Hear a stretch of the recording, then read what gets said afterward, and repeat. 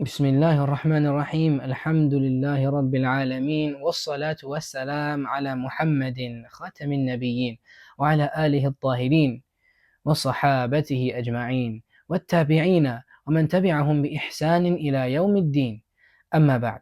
So we were in the explanation of our introduction to Arabic grammar and we were using the book Zahratun Nahu.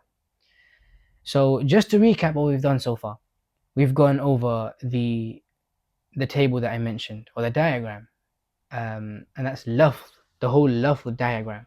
So lafz meaning an utterance, and when I talk about lafz, I'm not talking about lafz muhmal. I'm not talking about an utterance that doesn't make sense. I'm talking about an utterance that is musta'mal, meaning there's a meaning derived from it. It splits into two types: mufrad and murakkab, meaning a singular utterance of one word, or a compound utterance. And murakkab can be mufid or ghayr mufid, meaning you can put a full stop at the end, or you either put a full stop at the end or you don't, meaning you can or you can't. So mufid is you can, and ghayr mufid is you can't put a full stop at the end. And I mentioned for mufid is either jumla ismiya or jumla fi'liya, and for ghayr mufid it's idafi and tawsifi. And then after that I went through that this whole discussion of Arabic grammar will never leave two things. I will keep saying that because that's the most important thing to understand about Arabic grammar, is that the discussion of Arabic grammar will never leave two things, and it's either going to be talking about ahkam al-kalima or ahkam al-kalam, so the rulings of individual words, or the rulings of how sentences or how words come together to form a sentence. And then I mentioned the signs of an ism, fi'l, and harf. And then I started talking about ta'adad, the numbering system in Arabic. And then I started talking about jama', and specifically the two types of jama'. And then I spoke about ma'rifa and nakira, and the seven meaning specific and unspecific.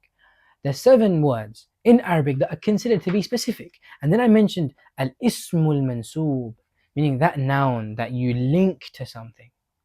And then now, today's topic is going to be ismu tasghir. And that's basically that noun that you make small. And it's called the diminutive noun.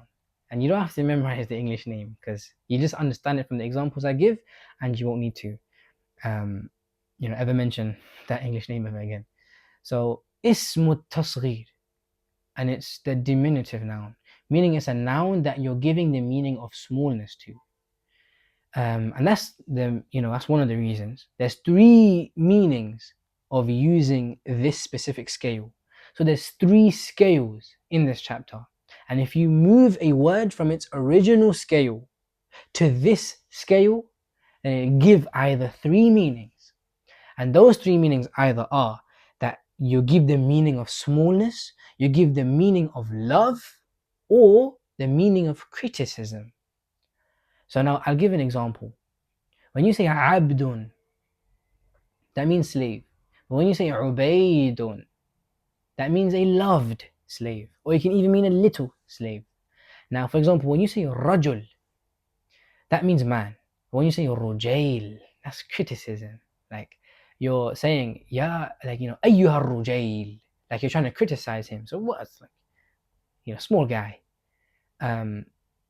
So basically it's used as a criticism. So either to mean small, or it's going to mean love, or it's going to mean criticism. So for example, in Surah Yusuf, قَالَ يَا بُنَيْ, that Allah subhanahu wa ta'ala mentions, قَالَ يَا بُنَيْ, Yaqub said, يَا بُنَيْ.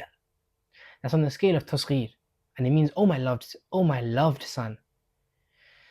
So I mentioned that there's three scales for ismu tasghir, and I showed that it goes from abdun to ubaydun, rajulun to rujailun. So the scale is from fa'lun or fa'alun or whatever the original word is, if it's three letters, to fu'aynun. So fa'ayn, ya lam, fu'aylun. So abdun, ubaydun, or rajulun, rujailun. And then, because not every single word in the Arabic language will be three letters, there's actually two more scales. So there's another scale for four-lettered words. There's another scale for 5-lettered words. So an example of a 4-lettered word would be masraf, or you can even say masjid. So you say masraf musayrif, or you say masjid musayjid. So the scale is fu'aylun. So it goes from whatever 4-lettered word it originally was, and it will go to fu'aylun, fa'ayn ya ayn lam, fu'aylun, masjid musayjid. So you can say it's a loved masjid, or you can say it's a small masjid, musayjid. And as for the 5-lettered word, an example of a 5-lettered word will be Hamdan Humaydi. Hamdanun Humaydinun.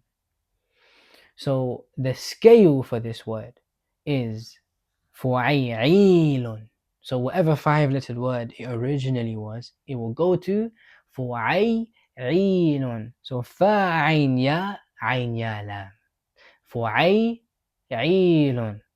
So Humaydinun. And those are the 3 scales for this chapter. And to be honest, that's everything we can really mention in regards to Ism al-Tasghir. It's not a long chapter to go through, but the next one might be a tiny bit longer.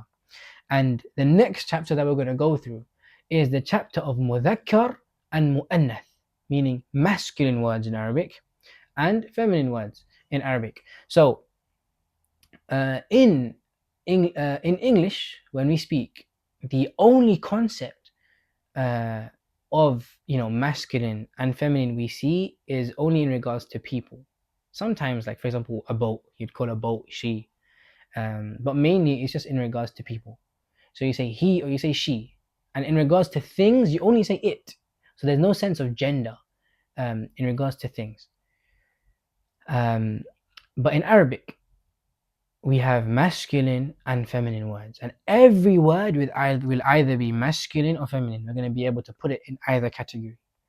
So they say, the grammarians mention, that the asl and the original state of a word will be masculine, not obviously because we prefer genders, but the original state of a word will be masculine unless there's a sign to prove that it's feminine. So the original state of a word will be masculine because of the way we've seen Arabs treat words and the way they speak. The original form of a word, or the original way we treat words, is that it's going to be masculine unless we have a reason to treat it differently. Okay, so mudhakkar means masculine and mu'annath means feminine. So now we're going to go into the signs of why a word will be mu'annath. And the reasons why we're not going into a sign of mudhakkar is because he mentioned mudhakkar is the original.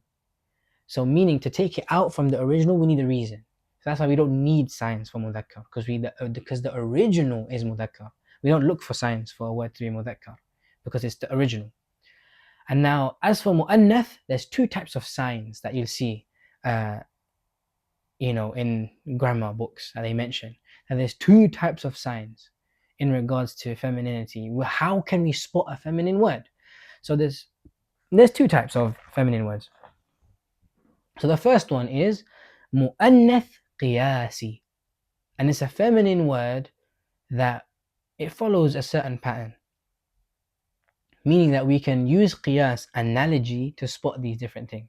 So we can be like, okay, it has this, we can spot it, meaning there's signs visible for us to spot these words and realize that these words are feminine. And the next one is al-mu'annath as-sama'i, meaning you've just heard it like that. So these certain words, they're treated as feminine only because we just know them to be feminine. And there's no particular rule that they have to, follow, or there's no way to see them in writing. You just have to know that these words are feminine.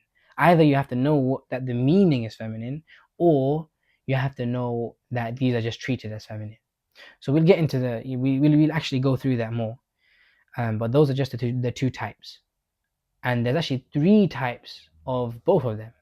So for al-mu'annath qiyasi, So the one that follows analogy, meaning there's a sign for it. When you read it or when you look at it, you can see this word is feminine. So the first sign is a ta marbuta, meaning that ta, that round ta that comes at the end of a word. So for example, when you say sayyara, it means car. Sayyara, that ta at the end is a sign to show that the word sayyara is a feminine word. And the second sign is a alif, an alif maqsura. And basically it's that alif that comes at the end of a word where you say it as an alif but it's written as a ya. So for example, in the word Musa, or the word Isa, or the word Bushra, these words, they have a ya written with a standing fatha. So we call that an alif. So it's an alif that you say but it's not written. Okay, and the third sign of, or the third visual sign of mu'annath is alif mamduda. It's the stretched alif. So, and the reason why we call it alif mamduda is because a hamza comes and you stretch it basically. Okay, so an example of alif mamduda is in the word ahmar. We're not there yet, but in the word ahmar, ahmar means red, and that's the masculine way of saying ahmar. But now, if you want to move it from the masculine way of saying ahmar and you want to say the feminine way, then you say hamra, and then you say hamra. So the alif mamduda is the alif and the hamza that comes after it. So hamra, you give it the alif and hamza to show that this word is feminine. So I just changed the camera. And mu'annath as-sama'i is the next section to go through, and it's basically those words that we just know them to be we know them to be feminine, but there's no actual visual sign or reason as to why these words visual, I mean, there's no visual reason or sign for these words to be feminine. They either just have a feminine meaning, or they're just known to be treated as a feminine word. So for example, double body parts. So for example, if we say hand, because we have two hands, so any body part or any part of your body, and there's two of them, then those parts of your body will be treated as feminine. So for example, when you say yad, you treat it as a feminine word. And another word is, or another one of these, so the second part of al-mu'annath as-sama'i is that female names. So for example, Maryam is the name of a female. So any name of a female, whether there's a sign of femininity in that word or not, any name given to a female will be treated according to the rules of feminine words in Arabic.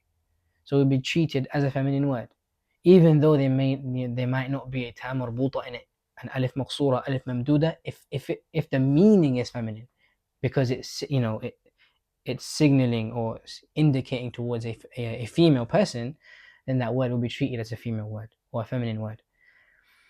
And then the title that females have, again, so it's just like when certain words indicate towards feminine things, we also give it the ruling of a feminine word in Arabic.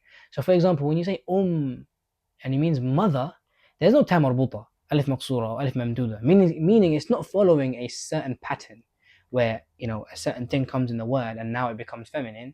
It's not following a certain pattern.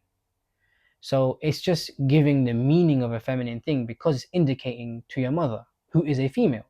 So any title given to a woman, that word will be treated as a feminine word. And that's everything that needs to be mentioned in regards to mudhakkar and mu'annath. Today's lesson was a very quick lesson. Mudhakkar and mu'annath and ismu tasghir. Anything that I mentioned out of place or was a mistake or a shortcoming is from myself and shaitan, and Allah and His Messenger sallallahu alaihi wasallam are both free from it. سبحانك اللهم وبحمدك أشهد أن لا إله إلا أنت أستغفرك وأتوب إليك.